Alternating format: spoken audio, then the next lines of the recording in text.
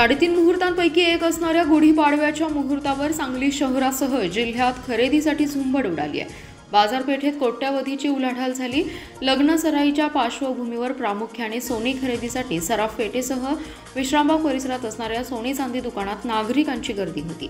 जिल्ह्यातील सराफ पेठेत सुमारे 15 कोटींहून खरेदी करण्यात आली आहे। तसेच रिअल इस्टेट क्षेत्रातही तेजीचं वारं वाहत होतं।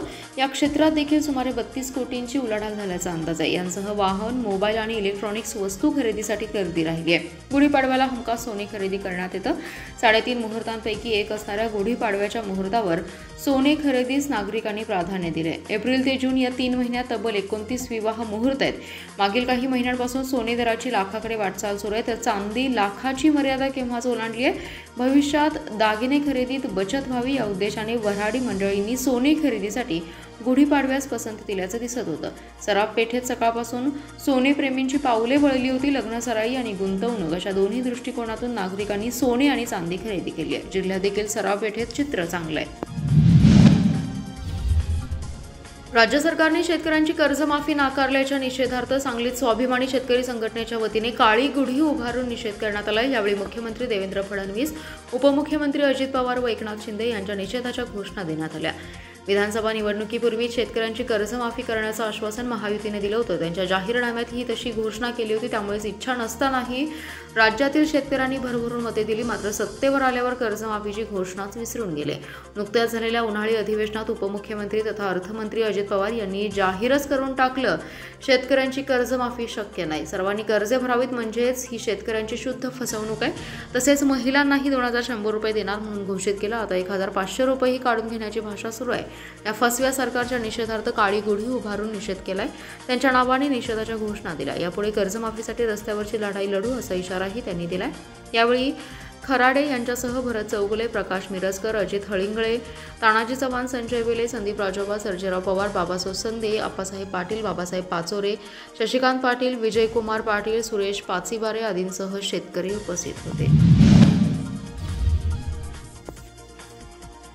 वन विभागापुढे वन संवर्धन व वन संरक्षण, मानव वन्यजीव संघर्ष, वनवे, अतिक्रमण यांसारखी आव्हाने आहेत। या वन विभागापुढील आव्हानांचा यशस्वीपणे सामना करून वनसंपदेचं रक्षण करा, असे प्रतिपादन प्रधान मुख्य वन संरक्षक शोमिता बिश्वास यांनी केले। कुंडल वन प्रबोधिनी येथे नवनियुक्त वनरक्षक पायाभूत पाठ्यक्रम सत्राचा दीक्षांत समारंभ नुकताच उत्साहात संपन्न झाला। याप्रसंगी त्या बोलत होत्या। याप्रसंगी मुख्य वन संरक्षक NR प्रवीण, कोल्हापूर मुख्य वन संरक्षक RM रामानुजम, सातारा उपवन संरक्षक आदिती भारद्वाज, सांगली उपवन संरक्षक नीता कट्टे, कुंडल वन प्रबोधिनीचे संचालक भरत शिंदे यांच्यासह अधिकारी कर्मचारी उपस्थित होते। प्रधान मुख्य वन संरक्षक शोमिता बिश्वास नवनियुक्त वन संरक्षकांना मार्गदर्शन करताना म्हणाल्या की सेवेच्या सुरुवातीलाच देशातील सर्वोत्तम प्रशिक्षण संस्थेमधून प्रशिक्षण घेऊन तुम्ही बाहेर पडत आहात। गेल्या 6 महिन्यांमध्ये प्रशिक्षणादरम्यान कवायत, खेळ यांच्या माध्यमातून उत्तम फिटनेस राखला असून असाच फिटनेस पुढे आयुष्यभर राखावा। या ठिकाणी मिळालेल्या प्रशिक्षणातून शारीरिक आणि मानसिकदृष्ट्या अतिशय सक्षम झाला आहात। तुम्ही वन विभागाचा चेहरा आहात।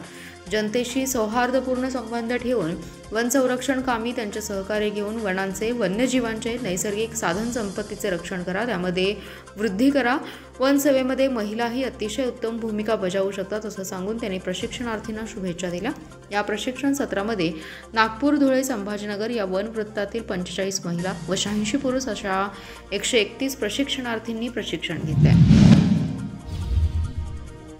3.5 मुहूर्तांपैकी एक मानला जाणारा आणि मराठी नववर्षाची सुरुवात ज्या सणाने होते अशा गुढीपाडव्याच्या मंगल सणाचं स्वागत आज सांगलीकरांनी सूर पहाटेचे या मराठी सुगम गायनाच्या मैफिलीने केलंय। या मैफिलीसाठी आणि नववर्षाच्या स्वागतासाठी सांगलीकर नागरिक आणि मराठमोळ्या श्रोत्यांनी मोठी हजेरी लावत मराठी नववर्षाचं स्वागत केलंय। कार्यक्रमाची सुरुवात अनुष्का दांडेकर हिच्या जागे मोहन प्यारे या भैरवीने झालं। त्यानंतर सावरिया नंदनाये, गगन सदन यांसह अजरा मराठीची गीतेही सादर करण्यात आली। नाट्य पंढरी म्हणून ओळखल्या जाणाऱ्या सांगली नगरीला संगीताची प्रदीर्घ परंपरा आहे। दरवर्षी पाडव्याला पहाटे नव्या वर्षाचं स्वागत करण्याची गीत गायनाचा कार्यक्रम आयोजित केला जातो। स्थानिक कलाकार पहाटेपासून उगवल्या सूर्याला साक्षी ठेवून आपली गीते सादर करतात। सांगलीतील सर्व सांस्कृतिक संस्थांकडून 28 वर्षांपासून सूर पहाटेचा हा उपक्रम सुरू आहे। मराठी नववर्षाची सुरुवात ही गुढी पाडव्याला होते, त्यामुळे सांगलीतील सर्वच सांस्कृतिक मंडळींनी एकत्र येऊन सूर पहाटेचे हा सुगम संगीत आणि गायनाचा कार्यक्रम सुरू केला। पहाटे 5 वाजता या कार्यक्रमाला सुरुवात झाली। या कार्यक्रमात नामवंत कलाकार आपली बहारदार गीते सादर करून श्रोत्यांना मंत्रमुग्ध करत मराठी नववर्षाचं स्वागत करतात। प्रारंभी गुढी उभारलेली 4 चाकी, त्यानंतर चित्ररथ, मर्दानी खेळांचा थरार, महिलांचं लेझिम पथक, झांज पथकासह महिलांच्या उत्स्फूर्त प्रतिसादात नववर्षाचं जल्लोषी स्वागत विश्रामबागला झालंय। सिद्धशक्ती सेवाभावी संस्था आणि नववर्ष स्वागत समितीतर्फे आयोजित शोभायात्रेतला उत्स्फूर्त प्रतिसाद मिळालाय। धामणी रस्त्यावरील खरे क्लब हाऊस जवळ सायंकाळी 5 वाजता यात्रेला प्रारंभ झाला।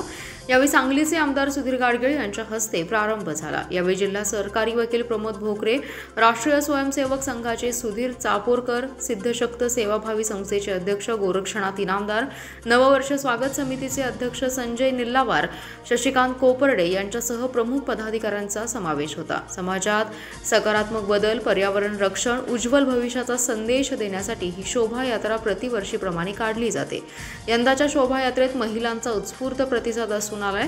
4 चाकी वाहनात गुढी उभारण्यात आली होती। प्रत्येक चौकात गल्लीत पुष्पवृष्टी करत स्वागत करण्यात आलं। त्या पाठोपाठ सामाजिक संदेश देणारे चित्ररथ होता। धनगरी ढोल पथकाने शोभायात्रेची उंची वाढवली। या ढोल पथकाच्या निनादामध्ये शिवप्रतिष्ठानच्या चिमुकल्यांनी मर्दानी खेळाचं प्रात्यक्षिक सादर केलं। लाठीकाठी, तलवार, भाले याचं प्रात्यक्षिक दाखवताच उपस्थितांनी टाळ्यांनी दाद दिली। त्या पाठोपाठ भगवे झेंडे घेऊन मुलींच्या पथकाने ताल धरला होता। लहान मुलांचं झांज पथक लक्षवेधी ठरले, टाळकरी लक्षवेधी ठरलेत। विश्रामबाग येथील दत्तनगर 80 फुटी रस्ता, सिद्धिविनायक पुरम सोसायटी मार्गाने गणपती मंदिराजवळ या यात्रेचा समारोप झाला। जिल्हा परिषदेच्या प्राथमिक शाळांमध्ये मॉडेल स्कूल योजना राज्यभर प्रसिद्ध झाली असून मराठी शाळांकडे विद्यार्थ्यांचा ओढा वाढतोय। गुढीपाडवा पट वाढवा या अभियानांतर्गत जिल्ह्यात 11,507 विद्यार्थी दाखल झाले। जिल्ह्यातील एकूण दाखल पात्र विद्यार्थ्यांच्या संख्येच्या 54.34% विद्यार्थ्यांनी रविवारी प्रवेश घेतलाय। पुढील 15 दिवस ही मोहीम सुरू राहणार असल्याचे प्राथमिक शिक्षणाधिकारी मोहन गायकवाड यांनी माहिती दिली। सांगली जिल्हा परिषदेने सुरू केलेला माझी शाळा आदर्श शाळा राज्यभर गाजते। मॉडेल स्कूलच्या माध्यमातून जिल्ह्यातील शाळांमध्ये गुणवत्ता वाढीसह भौतिक सुविधा देण्यात आल्या आहेत। शाळांची रंगरंगोटी, बॉल कंपाऊंड, नवीन शाळा खोल्या, डिजिटल क्लासरूम, शालेय साहित्य, शैक्षणिक विविध उपक्रम राबवले जातात। त्यामुळे शिक्षणासाठी विद्यार्थ्यांना एक चांगलं वातावरण निर्माण केले। या कारणांमुळे गेल्या 3 वर्षात जिल्हा परिषदेच्या प्राथमिक शाळांमध्ये विद्यार्थ्यांचा ओढा वाढत असल्याचं स्पष्ट झालंय। शिक्षण विभागाच्या वतीने जिल्हा परिषद शाळांमध्ये पटसंख्या वाढवण्यासाठी गुढीपाडवा पट वाढवा हे अभियान राबवण्यात येत आहे। यासाठी गावागावात दृकश्राव्य माध्यमाद्वारे जिल्हा परिषद शाळेत मुलांना दाखल करण्याचं आवाहन करण्यात आले। तासगाव तालुक्यातील कुमठे येथील पोलीस पाटील प्रगतशील बागायतदार प्रशांत सावंतमाळी यांच्या अनुष्का जातीच्या द्राक्षाला मुंबई मार्केटमध्ये चांगली पसंती आहे। प्रति 4 किलो द्राक्षाला 301 रुपये असा उच्चांकी दर मिळतोय। कुमठे पूर्वला असणाऱ्या माळी मळा येथे वडिलोपार्जित शेती आहे। द्राक्ष शेतीत हातखंड असणाऱ्या प्रकाश माळी आणि त्यांच्या कुटुंबियांनी द्राक्ष शेतीतच अनेक प्रयोगशील शेती करत उत्पन्न वाढीबरोबरच आधुनिकतेला महत्त्व देत द्राक्ष शेतीत अनेक आमूलाग्र बदल स्वीकारलेत। द्राक्ष पीक हे नाशवंत शाश्वत दर देणारे नसले तरीही द्राक्ष पिकातून चांगले उत्पन्न काढता येतं। त्यासाठी योग्य व्यवस्थापन, बाजारपेठेचा कौल, हवामानाचा अभ्यास अशा अनेक गोष्टींना महत्त्व देत द्राक्ष शेतीतून कुटुंबाला उभारी मिळवून दिली आहे। द्राक्ष शेतीबरोबरच पशुपालनाचाही कुटुंबाला आधार मिळतोय। शेतीसाठी उत्तम खत निर्मितीसाठी जनावरांचं संगोपन करण्यावर भर दिलाय। द्राक्ष शेतीसमोर अनेक नैसर्गिक आणि कृत्रिम आव्हाने निर्माण झालीत। अशा परिस्थितीत यंदा अनुष्का जातीच्या द्राक्षाच्या संगोपनासाठी काटेकोर नियोजन करत, चांगलं व्यवस्थापन करत एक एकर द्राक्ष बाग फुलवली। चांगली गोडी, योग्य आकार, आकर्षक द्राक्ष घड झाल्यामुळे मुंबई येथील SM फ्रूट कंपनीचे व्यापारी सलीम गुड्डू यांनी उच्चांकी दर देऊन द्राक्ष खरेदी केली। 4 किलो प्रतिपेटी 301 रुपये असा दर मिळालाय। 1 एकर अनुष्का द्राक्ष पिकातून सुमारे 3000 पेटी माल निघेल असं सांगितलं।